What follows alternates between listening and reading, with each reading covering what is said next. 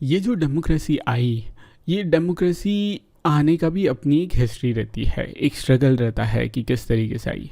भारत की डेमोक्रेसी तो हम देखते हैं कि इंडियन नेशनल फ्रीडम मूवमेंट से प्रभावित है, कि हमारे यहाँ डेमोक्रेसी आई हमारी फ्रीडम स्ट्रगल से। हमने अंग्रेज़ों को हटाया और हमने ये सोचा कि एक इंसान राजा बन के नहीं बैठेगा हम पे, सब राजा रजवाड़ों का राज्य ख़त्म हो जाएगा।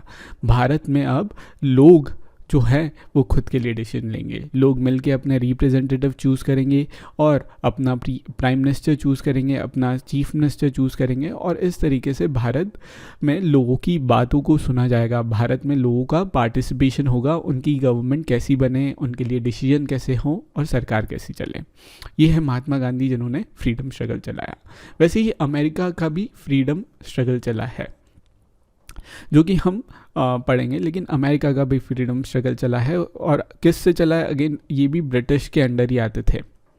जैसे भारत ब्रिटिश सरकार के अंडर आता था, वैसे अमेरिका भी ब्रिटिश के अंडर ही आते थे।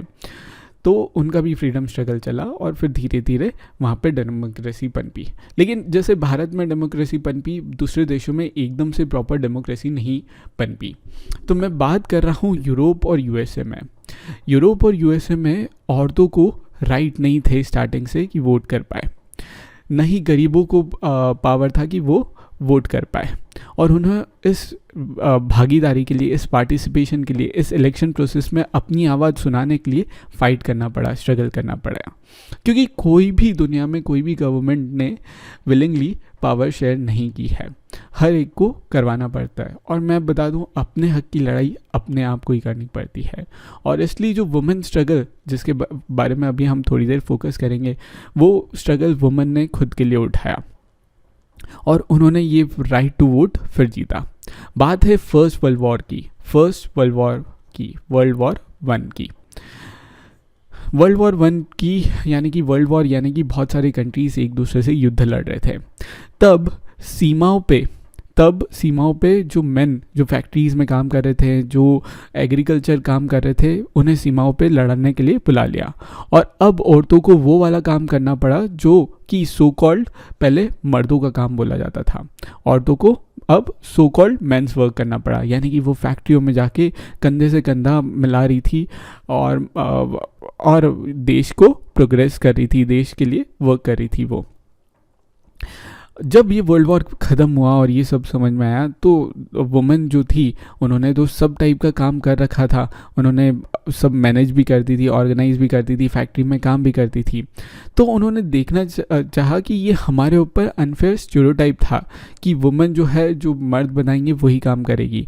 अब वो अपने आप को मर्दों के बराबरी देखना स्टार्ट की, उनकी आगे खुल गई कहना चाहिए, और वो समझने लगे कि हम हमारे डिसीजन बना सकते हैं, कर सकते हैं।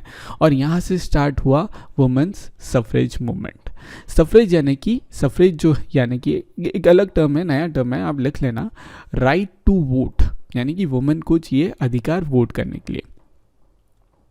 और फिर उन्होंने ये जो इस मूवमेंट का पार्टिसिपेट होता था, उन्हें सफरेजाटीज़ बोला जाता है, सफरेजाटीज़, ठीक है। और इन्होंने डिमांड किया कि हर औरत को अधिकार मिलना चाहिए कि वो वोट कर पाए।